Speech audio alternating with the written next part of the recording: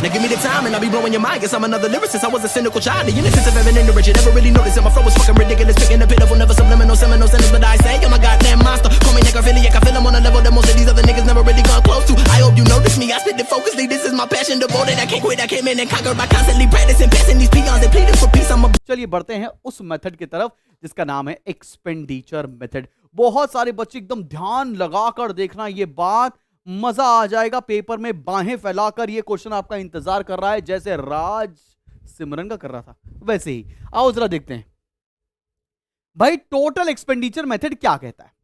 Total expenditure method के दो cases हैं। दोनों केसेस को हम आपको क्वेश्चंस के साथ तो बताएंगे, लेकिन आपसे क्वेश्चंस पूछा नहीं जाएगा न्यूमेरिकल पॉइंट ऑफ व्यू से एग्जामिनेशन में। एक्सपेंडिचर मेथड में पहला केस देखो, मैं आपके लिए लिख कर लाया हूं। पहला केस क्या कह रहा है?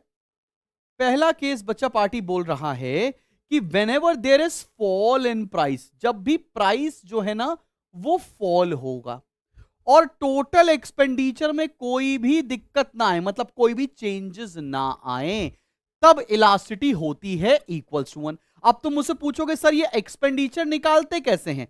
Price into quantity is equals to total expenditure. बात समझ में आ रही है?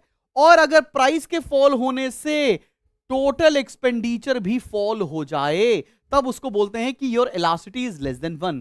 और प्राइस के फॉल होने से टोटल एक्सपेंडिचर बढ़ जाएगा तो उसको बोलते हैं इलास्टिसिटी इज मोर देन 1। और इसका रेसिप्रोकल होता है केस नंबर 2 में, when there is rise in price.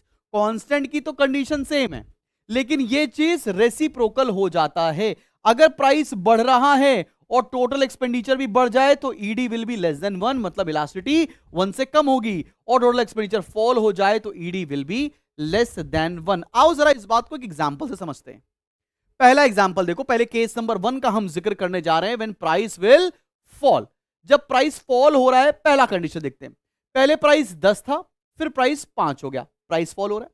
ले देख फॉर एग्जांपल हमने क्वांटिटी कंज्यूम की 50, तो खर्चा कितना किया? 5000। ये खर्चा कैसे निकला? 10 इंटू 50। अभी प्राइस फॉल होके हो गया 5। अब मैं कंज्यूम कितना कर रहा हूं? 100। बिल्कुल लॉ ऑफ डिमांड की वजह से बढ़ भी रही है डिमांड, तो लॉ ऑफ डिमांड यहां पर लग भी रहा है। लेकिन खर्चा अभी भी कितना हो रहा है? उतना ही जितना पहले हो रहा था। इसका मतलब प्राइस के फॉल होने से टोटल एक्सपेंडिचर कांस्टेंट है, तो ED will be more than 1। मैंने यही आपको बताया है यहां पर, इसी बात को न्यूमेरिकल के थ्रू भी बता दिया। अगला केस देखो यहां पर, सेकंड वाला केस।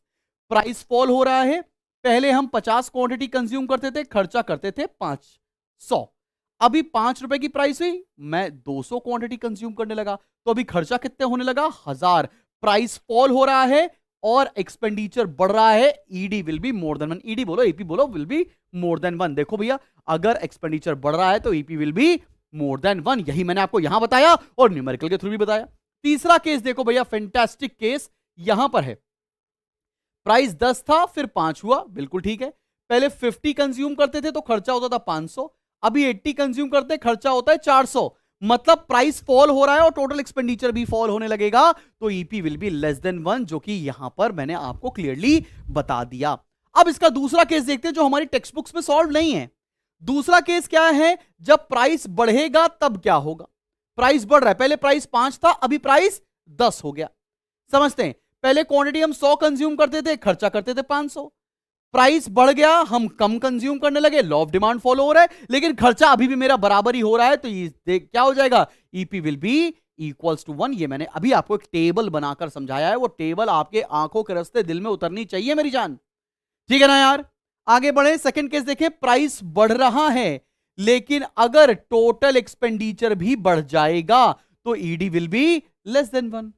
और क्या होगा? अगर प्राइस बढ़ रहा है और टोटल एक्सपेंडिचर कम हो जाए, ED will be more than 1। यही मैंने आपको इस शेड्यूल के माध्यम से बताया है। इसको अपने दिमाग में बैठा कर रखना। पेपर में केस स्टडी के रूप में इस साल भी पूछा गया था 2025 में, और नेक्स्ट ईयर भी ये 2026 में भी ये क्वेश्चन पूछा जाएगा।